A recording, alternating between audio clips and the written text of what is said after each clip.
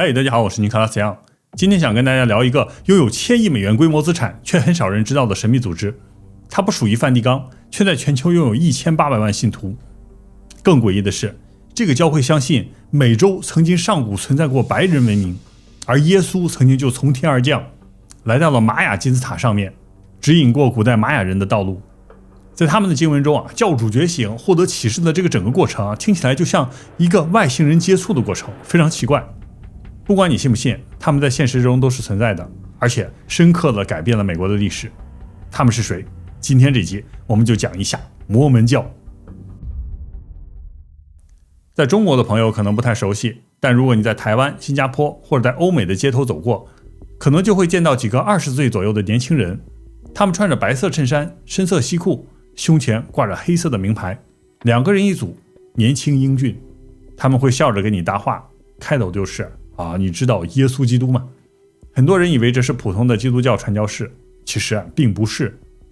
如果你自己觉得被感召进入他的圣殿之后就会发现里面是没有十字架的，而且也没有耶稣受难的形象，取而代之的是圣殿尖顶上吹着号的金色天使。这个时候你可能开始疑惑这个怎么搞的？是不是被骗了进入邪教啊？这时候如果你继续学习就会发现这个教会会让你把每年自己10%的收入捐献给教会，这个不是自愿的，是必须交纳的义务。信徒家里面有男孩的，到了18、19岁必须出国传教2年，而在这2年里没有任何收入，还需要自己或家里垫钱。他们每天生活、出门见谁讲什么都有明确的规范。进去是自愿的，但留下来靠的不是自由，而是无尽的服从。这个就是摩门教。摩门教全称耶稣基督后期圣徒教会，他们不属于梵蒂冈管理，但是财力堪比梵蒂冈。他们的总资产是一个秘密，但是外界估计是高达几千亿美元，因为他们每年有1800万教徒贡献1/10的收入，现金流水就是100多亿美元左右。而且他们的教堂活动是保密的，只有教徒才能加入。从网上流传出一些偷拍的视频来看，在摩门教堂里，信徒会统一换上白色的衣服，按一些神秘的流程一步一步进行发誓，还有一个神秘的人从链子后面伸出一只手，好像是传递了某种神秘的指示。整个过程都是非常神秘。很多人以为这是什么邪教但是摩门教它是不鼓励暴力，也不鼓励反社会，也不要求与外界完全隔绝，所以它在各国都很难被定义为邪教。但是如果你进去就知道了不管是精神压力还是财力压力都是非常大的，因为在那里面你要求绝对的服从还有奉献。摩门教里最神秘的就是这个雕像，它是一个吹着号的金色天使，名叫摩罗乃。摩门教记载，摩罗乃是公元400年在美洲大陆上的一个先知摩门的儿子，他是一名史官、书记员，负责记录美洲大陆的历史还有神的启示。他在死前把这些信息全部雕刻在一套金片上，之后就把它埋了起来。摩罗乃在高层空间复活之后1832年就被神派到地球，把这些金片交给一个农民的儿子，叫做约瑟斯密。接下来就非常诡异有点像外星的故事。摩门教里面是没有地狱的，只有天上的国度，分为3层。最高层的叫做太阳的高荣国度，这个国度是神的国度，而神的国度是在遥远的一颗恒星的旁边。这个恒星叫做 Kolob 的时间流速与地球的完全不同，那里1天就等于地球的1000年。这里面说的有点像佛祖的化乐天。佛经中讲到化乐天它1天相当于人间的800年是最接近这个 Kolob 的。更有意思的是，在摩门教宇宙学中讲到，我们整个地球、太阳系都是围绕着宇宙中2个巨大的恒星或者是星系在运转，一个叫做 Kalifolos SS， 另外一个叫做 Hakokalbin， 听起来有点像古埃及语。而这个2个星体就是围绕着 Kolob 旋转。下面就更有意思了，摩门教的教主是约瑟斯密，他是一个农民的孩子，不会写字，但是自从摩罗乃出现之后给他启示，他就在一座金字塔一样的山上找到了一些金色的叶子，上面的字他完全看不懂。后来他还在坑中找到了一个宝石，然后把宝石放在帽子里，然后脸对着这么看，就会看到里面的出现的字。然后他就找了一个书记员，口述了60天，写下了30万字，一共588页。这个就是1830年第一次出版的《摩门经》。这个不是一个农民的儿子这个口述出来的一个没有逻辑的故事，它是一个横跨几千年的宏大史诗，里面包含了基督、末世神学、军事学、地缘政治、社会学等等的，还有希伯来古诗歌。书中写了超过330个特有的人名和地名，长达1000多年，而且这整本书中都一直保持着高度一致。书中还有了3套完全相互关联的历法系统，还有衡量制度。大家都不知道这个约瑟斯密是怎么想出来的。还有让神学界更加惊讶的是，摩门经里面还有大量的交叉对称结构，叫做 chiasmus， 它是一种文字像镜面一样的对折的写作结构，是吗 ？A 到 B 到 C， 再从 C 到 B 到 A 这么反复来回的这种的写，开头和结尾相呼应，这个就是古代闪族的文学的写法，它是很难通过口述即兴完成的。而且更不用说它是连续60天口述，没有任何回头修改的情况下完成的，一气呵成。如果说这个摩门教是一个骗局，但是我们是无法解释这个22岁的农民的儿子几乎文盲，怎么是在这几天连续不断的写出了这个庞大的宗教文本。听起来特别像西藏的巴中就是这些巴中得了一场大病之后突然起来就可以夸夸的说600万字的格萨尔王。所以大家说这个世界是不是很有意思说不定我们的大脑都是连着宇宙阿卡西图书馆的，只要你的大脑被某种能量开启之后就可以获得像佛祖说的那种宿命通漏金智，可以从宇宙获得过去现在未来的知识非常厉害。接下来我就给大家详细讲解一下摩门教教主约瑟斯密的诡异经历。1805年12月23日，约瑟斯密出生于美国东北部福蒙特州的一个普通的农家。19世纪初的美国农村是一片广袤的荒原和农场，自由却只能靠天吃饭。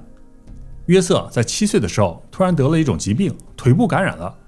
那时候的农村没有麻醉药，结果7岁的约瑟就忍住疼痛，直接让医生给他刮骨疗伤，就像关羽一样，把腐肉给切掉了意志非常坚定。之后他的腿就变成了一瘸一拐。但是这种苦难让他从小就有了比其他人更强的意志。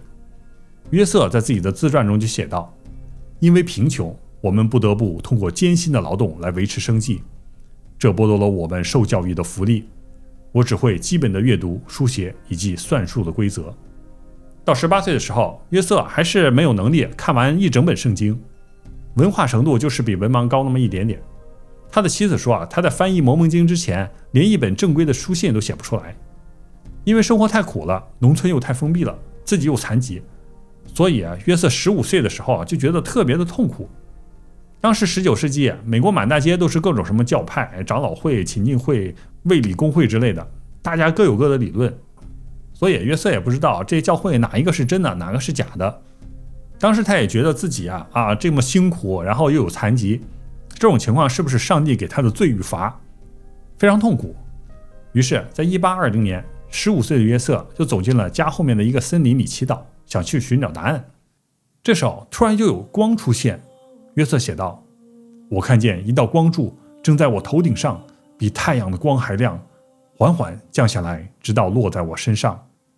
光停在我身上时，我看见2位人物站在我上面的空中，其光辉与荣耀无法形容。其中一位对我说话，叫着我的名字，指着另一位说，这是我的爱子，听他说。约瑟看到这2个穿着白色发光的人在天上漂浮，但是脸是看不清的，说是像闪电一样。之后而发光的其中一人就说，你不要加入任何教派，因为他们全错了，他们口头上亲近我，心却远离我。你要成为我的见证，因为神要指引你的道路。说完，这2个人就唰的一下不见了。接着第2次显现的高潮就发生在1823年的夜里，这时候约瑟是17岁。约瑟躺在自家小木屋2楼的阁楼上，这时候他就开始忏悔，说神我自己这么年轻冲动，迷失了自我，配不上3年前的神显现神请原谅我，指引我的道路吧这么说。19世纪初的美国年轻人就是这么虔诚，因为那时候美国既没有电视，也没有报纸，也没有什么游戏机，天黑了漆黑一片，特别危险，第2天说不定有什么袭击一下就死了。所以为了克服对未来的恐惧，让明天更好一点，他们晚上都是祈祷，说着说着，突然约瑟就看到房间里一下出来一道光，这道光不是蜡烛那种昏暗的火苗，而是一股不断增强的亮光。之后有一个人就从这个亮光中出现，漂浮在空中。约瑟就写道，他穿着一件极其洁白的宽松袍子，那种洁白超乎我曾经在世上见过的任何东西。我也相信世界上没有任何东西可以弄得那么洁白的光亮。除了他的袍子，他整个人也有一种难以形容的光彩，他的面容却是像闪电一样。在光中出现的这个人就是摩罗乃。摩罗乃就说自己是来自 Kolob 星球， Kolob 是属于神的宝座旁边。他来这里是让约瑟把他的名字在各国各族中传颂，让地球的人都去评论他。接着摩罗乃还说，在离约瑟住的地方不远的一座山叫做科摩拉，那里面埋藏着一部写在金叶片上的古代记录。这个不是金银财宝，而是美洲大陆早期居民的历史，以及耶稣基督亲自传授给他们的永恒福音。埋在那里面的还有2个宝石，叫做乌林与土明，那是2颗镶嵌在银宫里的宝石，曾经连接在大祭司的胸牌上，是古代祭司使用的翻译工具。古代希伯来大祭司会带一个胸牌，上面有很多宝石，其中有2个宝石他就说是埋在那个坑中，可以翻译古代的语言。这次显现中最硬核的地方就是摩罗乃好像是一种重复播放的全息投影。约瑟说，摩罗乃说完之后，光线重新聚集在这个使者的周围，然后唰的一下，一个光柱直冲天上就消失了。这时候约瑟就吓得躺在这个地板上，这个震撼沉思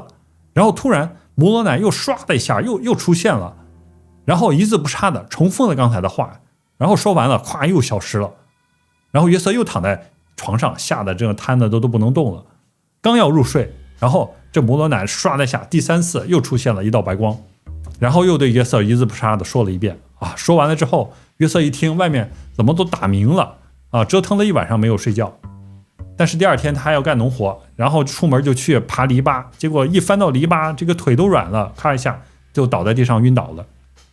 这个摩罗乃到底是谁在约瑟的记载中从来没有说他是天使他只是说是一个存在出现了。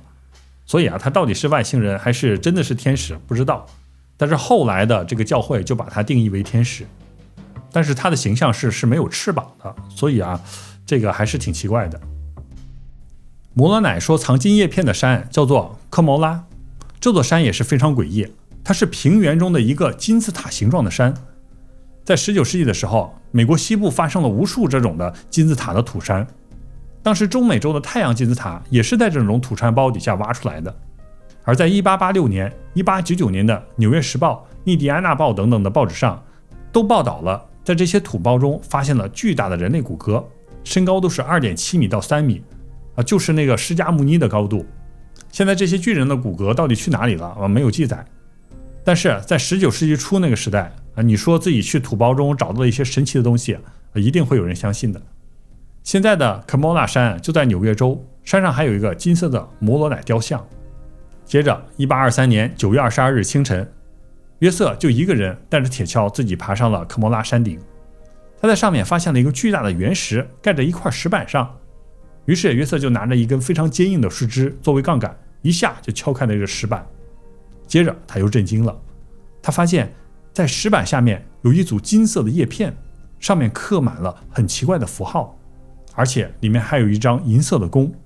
弓中镶嵌着2颗钻石般的透明石块。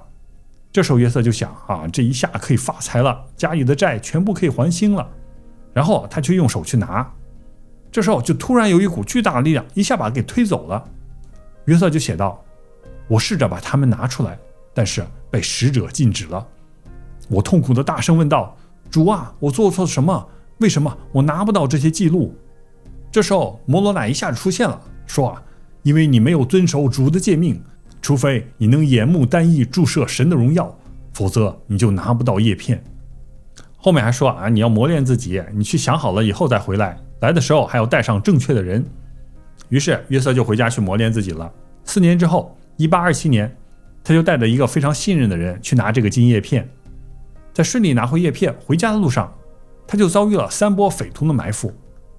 因为约瑟自从遇到了这些发光的人啊，他一下就是大脑得到了一种超能力啊，会寻宝。他经常去山里去找到一些宝贝拿回来卖，所以就有无数的匪徒盯上他了啊，一直跟着他。因为约瑟当时也有准备，拿着武器，所以在3波伏击中他都顺利的逃脱了，拖着20多公斤的宝贝就回家了。回去之后，约瑟就开始解读这个金叶片，但是上面全都是些弯曲的符号，根本看不懂。后来有神谕就说，你用挖出来的石头就可以破解。之后约瑟就用一个黑色的先见之石放到一个礼帽里，然后把这个脸紧紧地埋入的帽子里，彻底屏蔽外界的自然光。约瑟说，在黑暗中属灵的光会闪耀，一片像羊皮纸似的东西会出现，上面出现文字，一个又一个符号，符号下面是英文的译文。这个可能是一个神秘的投影仪。因为约瑟写字都不利索，所以他就找了一个书记员，他就在旁边把头埋在这个帽子里面念，然后书记员就在旁边写。写完之后，这个书记员还会大声的再读一次，以确保准确无误。当这些文字被正确写下来之后，原来的影像就会消失，然后自动浮现出下一段内容。于是就从1829年4月7日开始，一直到6月底，当时美国农村也没有任何资料书可以给他查，他就这么口述了3个月，记录了接近30多万字，整合起来就是《摩门经》。约瑟就说我告诉弟兄们，《摩门经》是全世界最正确的一本书，也是我们宗教的基石。人若遵守其中的诫命，比遵守任何其他的书更能接近神。这个《摩门经》写作过程这么玄幻里面到底写了什么东西这么神？它是一部跨越3000年的古美洲宏大史诗。整个故事里面有严密的家谱逻辑，还有各种毁灭性的战争、政治博弈什么在这种交替进行好几个线索一起行进。圣经写的是以色列人的故事，这个《摩门经》里面就是记载的美洲印第安人和以色列人的故事。而整个故事就是从圣经创世纪巴别塔倒塌开始。当时上帝变乱了人类的语言，毁灭了巴别塔之后，有一个叫做雅列的人和他的弟兄们就收到神的感应，建造了8只严密如碟子的船和飞船一样。神给了他们16颗发光的宝石，他们安在这个船上就发光，然后或者有动力，于是就在海上漂泊了344天，之后就到达了美洲大陆。在《摩门经》以帖书中写道，这些碟子船他们建得很严密，甚至能像碟子一样盛水，底部很严密像碟子一样，而侧面也像碟子一样。到达美洲之后，雅列他们就建立了一个美洲的史前文明。这个文明被认为是一种巨大的白人建立的上古文明可能就是上古的雅利安人之类的，身高3-4米。这个王朝跨越1600多年之后，整个文明因为内部王权的斗争，国内出现了一种被称为秘密结合的阴谋暗杀社团，他们想要推翻这个雅列帝国。于是这个帝国的先知以帖就知道了神的启示就警告当时的帝王克里安图莫说，如果人民不悔改，他们将通过自残式的战争被彻底毁灭。之后的确雅列帝国就是因为这些内战分崩离析，全民皆兵。然后在最后的一战叫做拉玛山战役中，各个派系数百万兵力相互进行惨烈的厮杀，最后整个战斗就剩下2个王，一个就是克里安图莫，另外一个叫做西兹。在最后的决斗中，西兹被斩首，而克里安图莫作为整场浩劫中唯一的生还者，见证了他所统治的亿万子民化为白骨的惨烈景象。长达1600年的史前帝国就此灭绝。这整个战斗听起来就像吠陀经一样拉玛战役的这个拉玛就是罗摩衍那的那个男主角的名字。几百万人灭绝的战争也是听起来非常像这个伯加梵歌中的史前核战争。接着时间就到了公元前586年，圣经中记载，巴比伦王尼布甲尼撒2世攻破了耶路撒冷，耶和华的第一圣殿被他烧毁，城墙被推倒，犹大王国从历史上就这么消失了。在这之前，犹太有一个先知叫做勒海里海，他就收到了神的启示。在圣殿被毁之前，他就带着家眷逃入荒野，然后在荒野中走了8年，之后就到达了大西洋沿岸，然后神给他启示，他就造了一艘船。之后神就给了他一个导航仪，叫做里亚侯纳。他就拿这个导航仪就横跨大西洋，进入了神的应许之地美洲大陆。到了之后李海就病死了，他2个儿子就在美洲大陆上繁衍，就分化成2个民族，一个是4儿子尼腓的后代，叫做尼腓人，他们继承了以色列人的传统，喜欢写历史、修筑圣殿之类的。另一派就是长兄拉曼的后代，他们叫做拉曼人，他们在经文中就描写成因背叛而陷入黑暗的荒芜民族特别的野蛮野蛮人。然后这2派就相互厮杀，在摩门经尼腓3书中就记载，因为他们之间互相残杀的太惨烈了，于是就出现了神的惩罚。在摩门经尼腓3书中记载，在公元34年，耶稣在耶路撒冷复活升天的第2年，美洲突然出现了3日黑暗，3天之内太阳、星星、月亮全部都黑了，无论是蜡烛还是火把即使是干燥精选的木材也不能点燃火，因为地面没有光。由于黑暗，这地上的居民痛苦哀嚎，大声呼喊，整个大地面貌都变形了，因为有暴风、地震、火灾和剧烈的震动。神就开始惩罚美洲大陆出现了无数的灾难，无数的城市都被毁灭了。之后3天黑暗退去之后，大约有2500名幸存者聚在一个地方，叫做满地富足。那里面有个圣殿有一个南美洲金字塔那么高的一个建筑。然后故事就一下进入了第3类接触的顶点。突然有一束白光射在这个玛雅金字塔的上面，就有一个穿着白色袍子的人唰了一下就降落在圣殿的上面，圣殿的顶部。经文中就写到，这个人他就是耶稣耶稣访问了美洲的玛雅人。耶稣站在金字塔上就说看我就是先知见证要来到世上的耶稣基督，看我是世界的光和生命，起来到我这里来，把手伸进我的肋旁，也可以摸我手上和脚上的钉痕，使你们知道我就是以色列的神，是全地的神，为了世人的罪而被杀。耶稣就这么发着光从玛雅金字塔这么走下来了，然后下面的玛雅人这么一看耶稣的手间有一个洞惊讶不已，然后咔一下都跪下了，拜他为神。之后耶稣就选了玛雅12圣徒，然后这些玛雅12圣徒就给他传教传福音，整个美洲就带来了200多年的绝对和平。200年之后就是最后的哀歌。由于傲慢和财富分配不均，经文中的尼腓文明就在公元4世纪慢慢走向分裂。这个时候野蛮的拉曼人他的势力就非常强大，他们就对尼腓人就进行了毁灭性的屠杀只要你信耶稣我就把他干掉。当时尼腓人有一个先知将军叫做摩门一下子殉难了。他在临死之前，他就把受到神启示的这些金叶子交给他的儿子摩罗乃，然后摩罗乃就抱着金叶子一路狂奔，逃到了一个荒野之中，然后呢在美洲丛林中就流放了36年。他在流亡的过程中也是受到神的启示，然后呢就把他的故事就继续在这个金叶子中雕刻，最后就完成了今天的整部摩门经的最后一部，叫做摩罗乃书。在书中就写道，现在我摩罗乃要结束我父亲摩门的记录，看我要结束这些，我要把他们封存起来献给主。于是尼腓人最后的幸存者罗摩乃就把这本书埋藏在那个圣山之上。他死了之后他的身体就被神复活了，然后进入了一个高层空间成为荣耀的生命体。最后穿越时空就找到了约瑟斯密，然后又把这个埋书的地点告诉了他。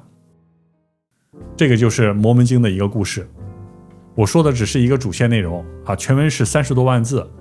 是一个19世纪初的一个农民文盲儿子花了3个月不修改不查资料直接口述一口气合成的，非常神奇。而且现在的考古学家也发现，美洲印第安人他们有很多陶器雕刻，他们其中也是出现了希伯来的古文字，而且还有一些印第安人他们的装扮也和犹太人一样，非常奇怪。难道这个摩门经真的是一部玛雅人写的圣经？如果真的是那整个世界的古文明就全了亚洲的吠陀经佛经记载了上古的故事，然后呢中古就是圣经，还有美洲的摩门经，非常有意思。大家怎么看？可以给我留言。好了，今天的奇幻故事就到此为止了，我们下期再见。